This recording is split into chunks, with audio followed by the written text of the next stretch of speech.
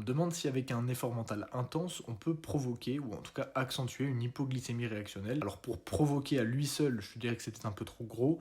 Par contre, accentuer, là on peut parler parce que effectivement, ton cerveau consomme à lui seul 20%, ce qui est énorme pour un seul organe, 20% de ta consommation de glucose. Et en plus de ça, il faut regarder tout ce qui gravite autour d'un effort mental intense, par exemple le stress, l'anxiété qui sont souvent liés.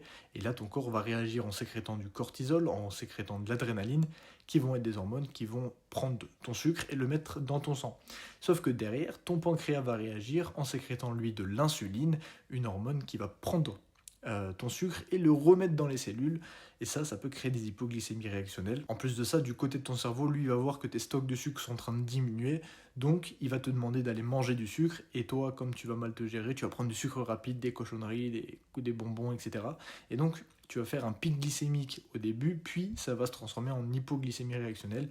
Donc, il faut éviter les sucres rapides, plutôt manger des sucres complexes, des protéines. Et enfin, il faut faire attention parce que les symptômes que vous allez présenter en cas d'hypoglycémie ressemblent énormément à des symptômes juste de fatigue cognitive. Vous pouvez avoir des palpitations, des tremblements. Donc c'est parfois assez compliqué de faire la différence entre une réelle hypoglycémie réactionnelle ou juste un gros effort qui avait été fait d'un point de vue cognitif.